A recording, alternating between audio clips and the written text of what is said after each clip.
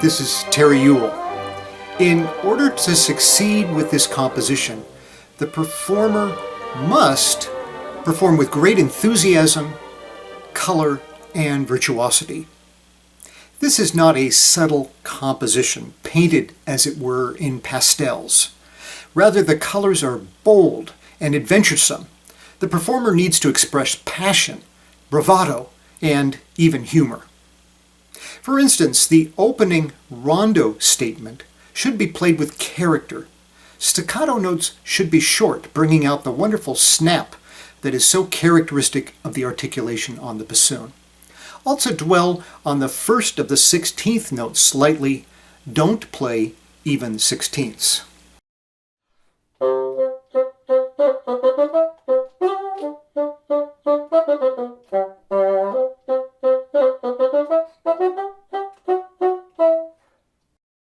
Be sure to play the 30 seconds as late and as quickly as possible.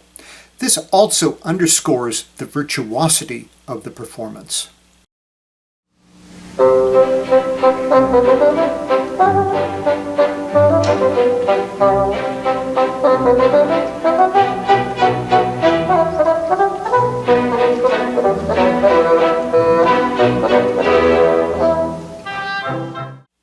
Dynamic indications in the work are few.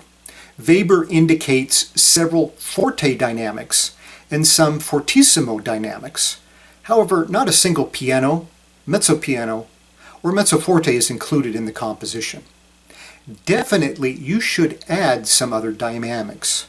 Sections marked cantabile in the Andante and the Rondo should be played at quieter dynamics. I also like to make dynamic contrasts between measures 108 and 109 and measures 112. I perform the first measures at piano or mezzo piano, then the second group of measures forte. This brings out the humor of this portion of the composition.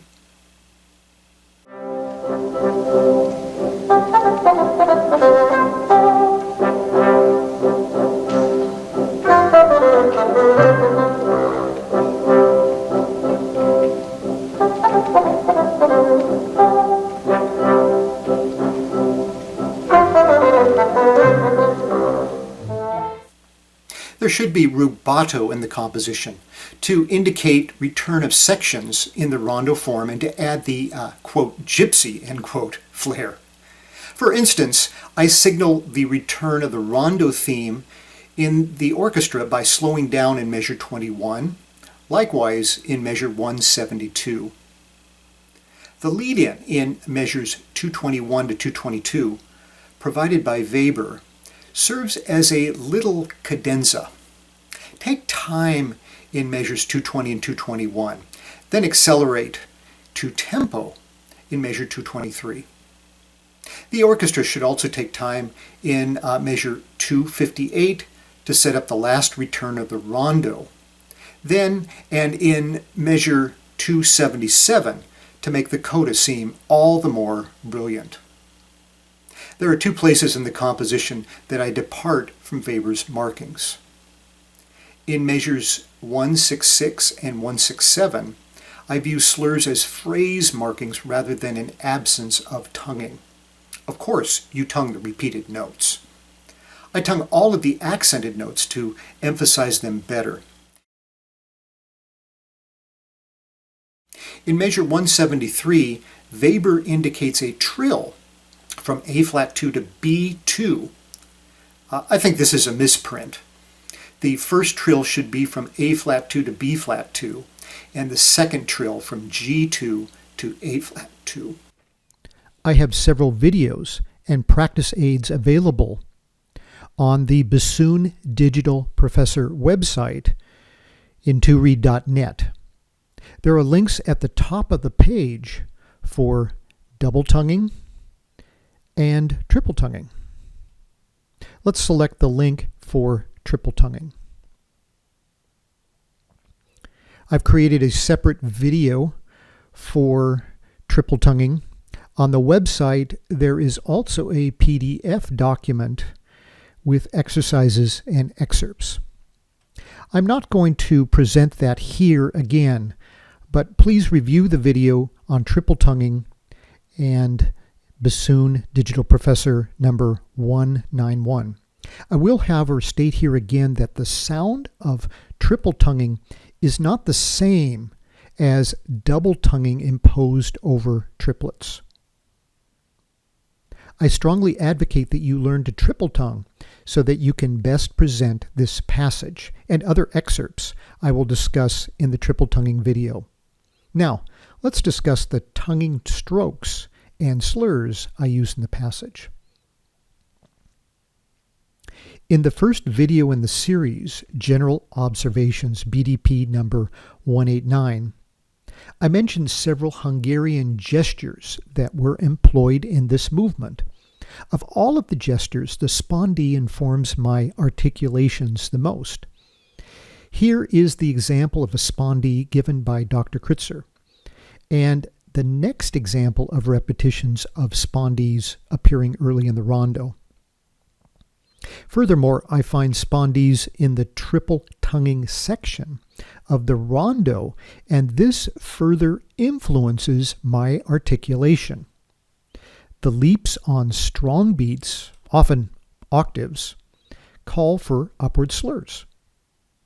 Given these slurs, I furthermore add some slurs on other strong beats.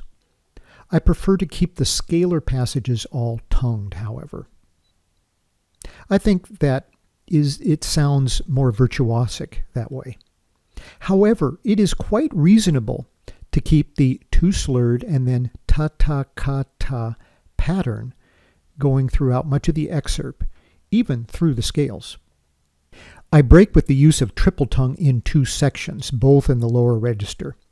Please see the notes in the blue boxes. I find it easier to single tongue at the ends of these runs.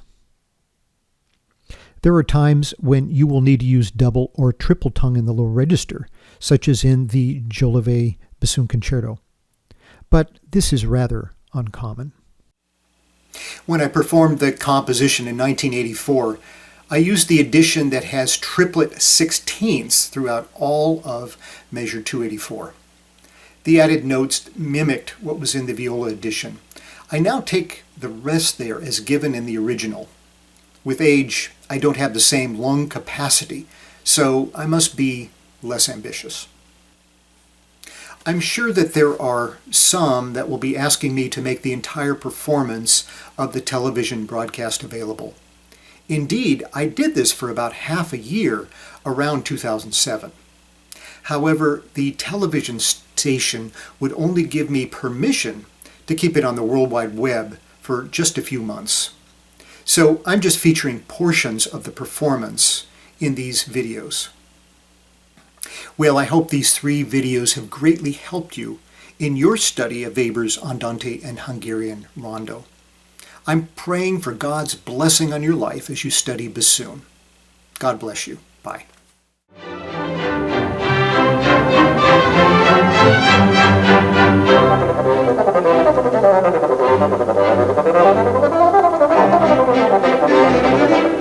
Thank you.